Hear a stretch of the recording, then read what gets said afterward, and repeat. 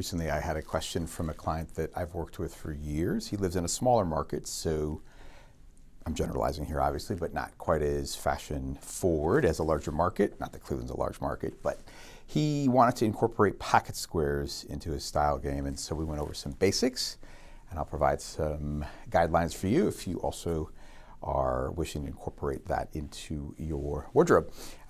First of all, this particular outfit, even though it's a lighter blue jacket, it is paired up with a turtleneck, so you can wear it year round.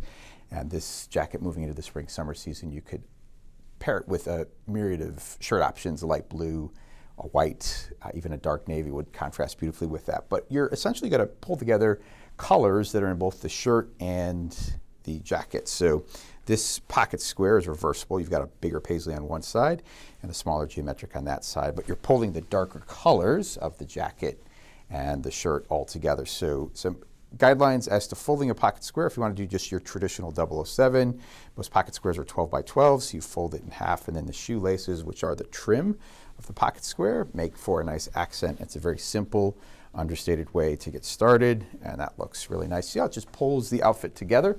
It adds just an element of sophistication to the overall look, and that is one way to dress up an outfit.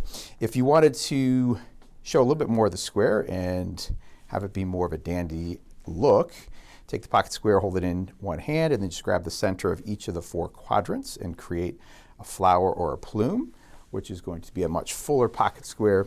And in this particular case, we would do the smaller geometric pattern right there. And again, you've got a more sophisticated look when you add the pocket square. It's almost like the tie. When you're wearing a necktie, you're pulling together colors and patterns within the outfit. The pocket square has the same function. It's just a more casual look, or it adds a layer of sophistication to your outfit. So as far as socks, if you think about this jacket, there are lots of options trouser-wise to pull it together. Guys who are really into comfort have loved this book here. It's a Super 170s wool, but it has tons of natural stretch and elasticity to it. So the way that we describe this here is it feels like a trouser that would be a dress trouser for guys who typically wear Lululemon, so extremely comfortable. But all of your major color categories, your blues, your grays, and your khakis are going to pair beautifully well with this. You could do light, medium, or dark blue, light, medium, or dark gray, light, medium, or dark khaki, and then this right here is more of that denim finish. And so you've got lots of options to put together full outfits there. From a sock perspective, it's pretty straightforward. Your socks should match either the trouser or the shoes, or both. I'll show you two different shoe options to go with this. If you're wearing it to the office, you're probably wearing a dress trouser, and this pebble-grained loafer would be a nice option. Let's say that you grab the bottom trouser, so the navy trouser to go with this particular outfit. You could pair it up with a navy solid sock, or if you wanted to have a little pop of color, pop of fun, you could do this sock right here, which has got both the blue and the earth tone in it that would pull it all together. The other option, if you're wearing this on the weekend, maybe with a pair of dress jeans, and you want to go with something a little bit more casual, this is an interesting style. So it's a double monk strap in a suede, but with a very aggressive white sole, so clearly a lot more casual. With a shoe like this, if you wore a traditional dress sock, you probably would feel like your sophistication is in a I don't even know what I'm trying to say. Basically, it wouldn't match, and so for this particular outfit, I would suggest a ghost sock. So a ghost sock is basically a no-show sock. Again, you don't necessarily have to be as cognizant of the color, but it's nice to pull it all together, and so this would be a great looking outfit right there for that first jacket.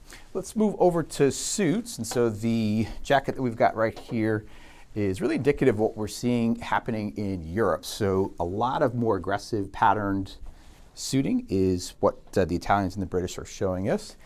If you look closely, there's a tiny little window pane in the background. It's a darker red, which is why we've paired this up with a darker red tie. Neckwear, as a general rule, is trending more towards the solid or the subtle patterns as opposed to the big, bold stripes and paisleys and geometrics. And so since we've got the window pane pulled out with the necktie, there's lots of options that you can do as far as pocket squares.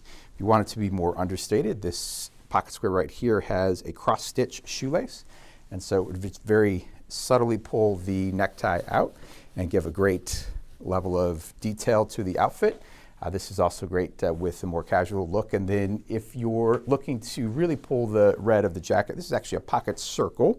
And again, a lot of the providers of accessories are offering reversible options. And so for this particular one, either side would look great, but for a pocket circle, you just simply make the plume like that and you pop it in, you've got a really handsome looking outfit right there.